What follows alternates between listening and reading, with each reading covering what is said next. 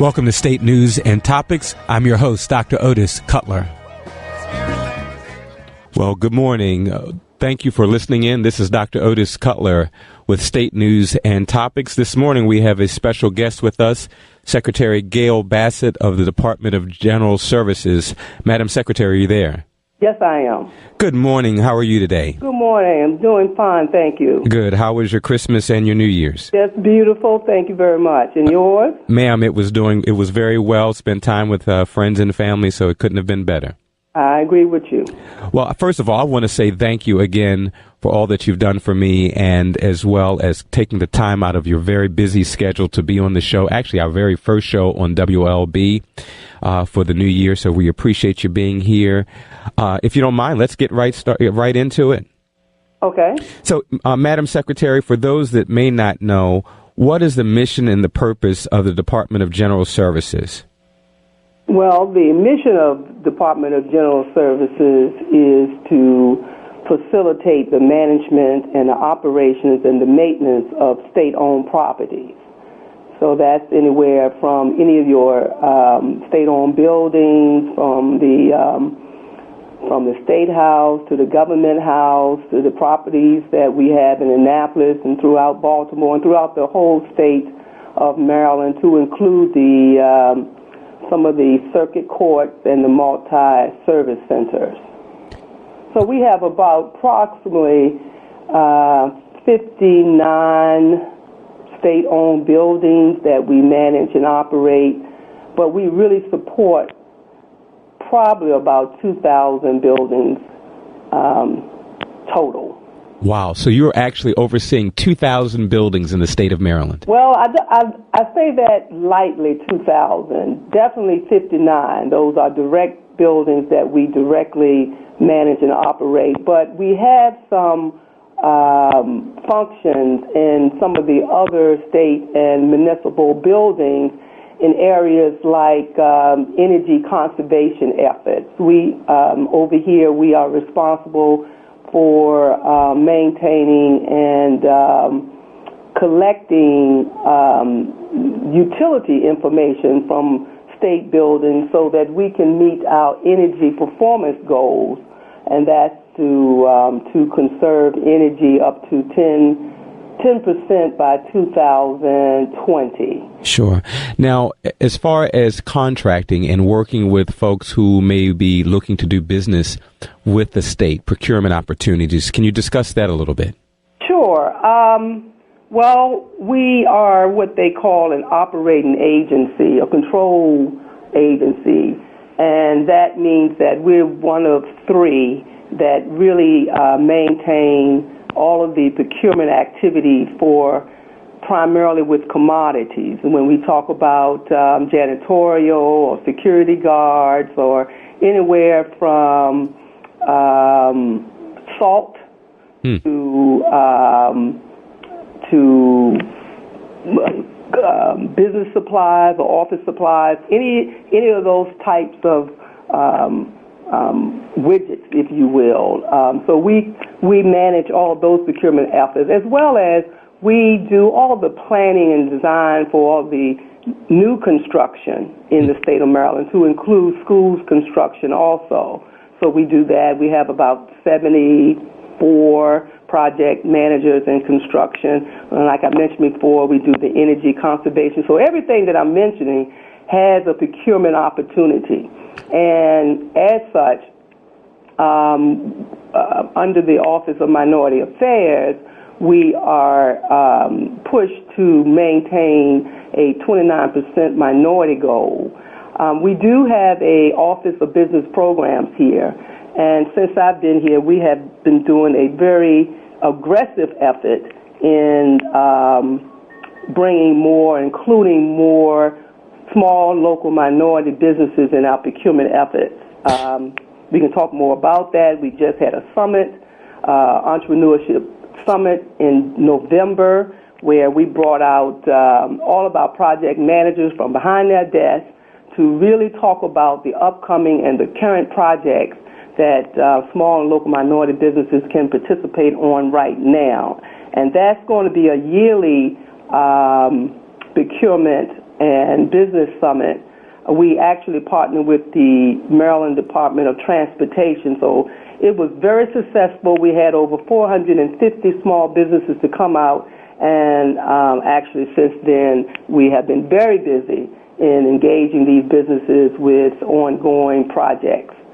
Well, that's great news. And so as these small and minority businesses are looking to or desiring to do business with the state, where can they go to find more information about the opportunities that are available to these businesses? Well, they can email our director. His name is Jack Howard directly, and it's jack.howard, Howard,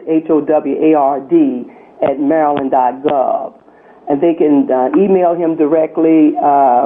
He's a very enthusiastic and passionate young man about small business development, and he will put you in touch with all of the requirements that the small businesses need to actually start their bidding process or actually looking to see what opportunities are out there.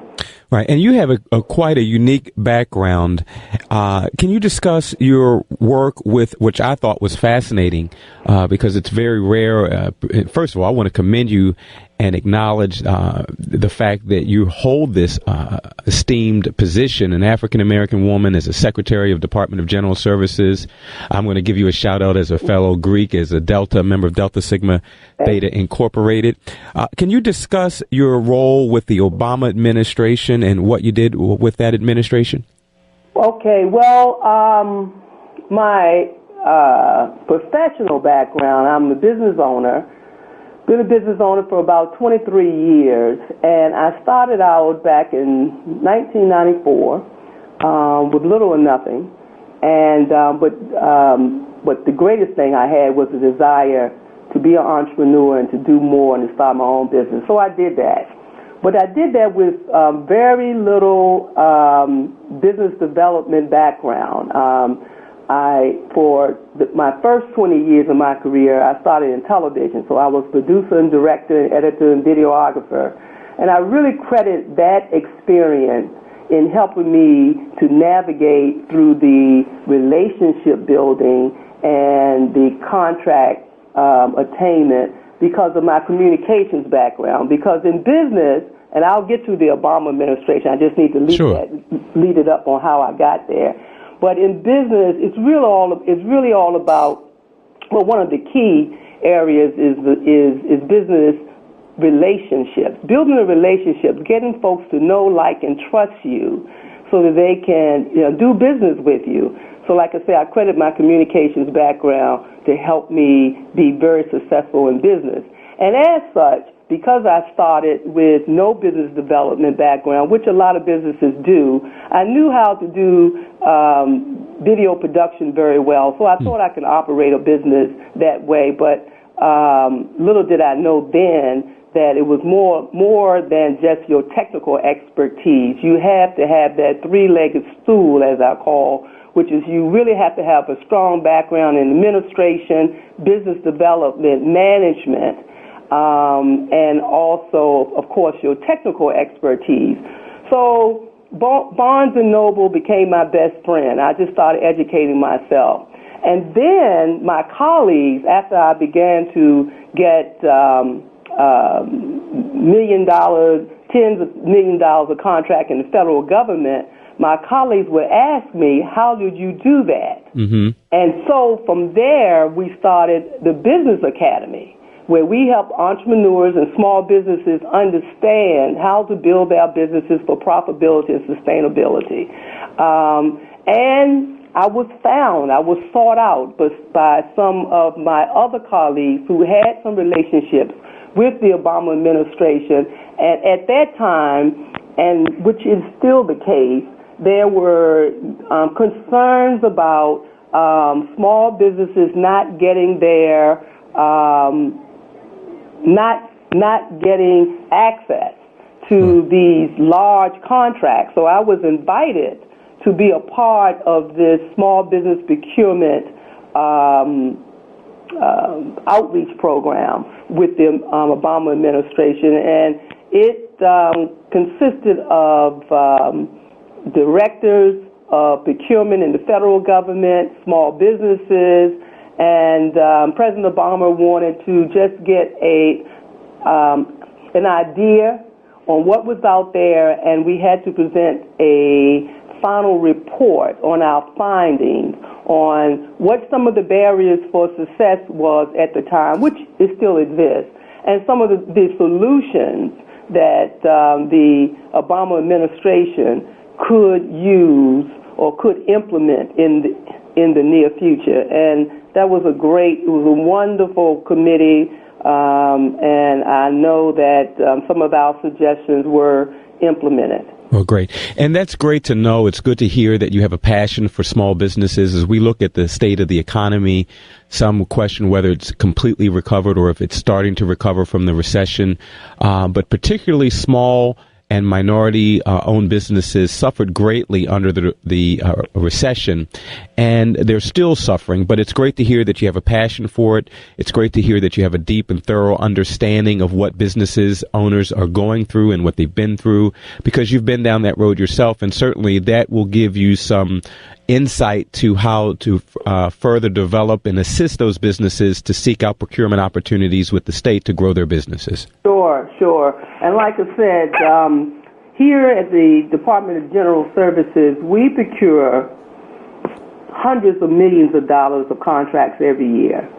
And one of my initiatives is to include more small local minority businesses in our system. And we are implementing several small business development initiatives, from training to capacity building to coaching, and to also have what we call information sessions. We are having an information session, I don't know exactly the date, but I believe it's toward the end of this month,